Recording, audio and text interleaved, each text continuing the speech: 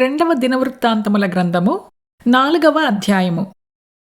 అతడు 20 మూరలు పొడవును 20 మూరలు వెడల్పును 10 మూరలు ఎత్తును కల ఒక ఇత్తడి బలిపీఠమును చేయించెను. పోతపోసిన సముద్రపు తొట్టి ఒకటి చేయించెను. అది ఈ అంచుకు ఆ అంచుకు 10 మూరల ఎడము కలది. దాని ఎత్తు 5 మూరలు, దాని కైవారము 30 మూరలు. దాని క్రింది తట్టున ఎద్దులు రూపింపబడి ఉండెను. అవి ఒక్కొక్క మూరకు 10 ఉండెను. అవి ఆ సముద్రపు తొట్టిని ఆవరించెను. ఎద్దులు 2 వరుసలు తీరియుండెను. అవి తొట్టితో కూడానే పోతపోయబడెను. అది 12 ఎద్దుల మీద నిలువబడెను. 3 ఎద్దులు ఉత్తరపు తట్టు, 3 పడమటి తట్టు, 3 దక్షిణపు తట్టు, 3 తూర్పు తట్టు చూచుచుండెను. సముద్రపు తొట్టి వాటిపై ఉంచబడెను.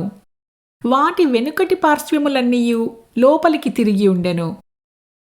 అది బెత్తెడు దళము కలది.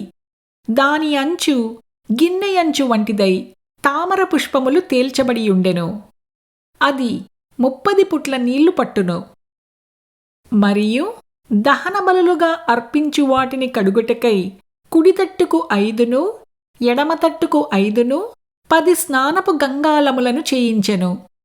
సముద్రము వంటి తొట్టియందు యాజకులు మాత్రము స్నానము చేయుదురు. మరియు వాటిని గూర్చిన విధి అనుసరించి 10 బంగారపు దీపస్తంభములను చేయించి దేవాలయమందు కుడితట్టున 5, ఎడమతట్టున 5 ఉంచెను. 10 బల్లలను చేయించి దేవాలయమందు కుడితట్టున 5, ఎడమతట్టున 5 ఉంచెను. 100 బంగారపు తొట్లను చేయించెను. అతడు యాజకుల ఆవరణమును పెద్ద ఆవరణమును దీనికి వాకిండ్లను చేయించి దీని తలుపులను ఇత్తడితో పొడిగించెను. సముద్రపు తొట్టిని తూర్పు తట్టున కుడిపార్శ్వమందు దక్షిణముఖముగా ఉంచెను.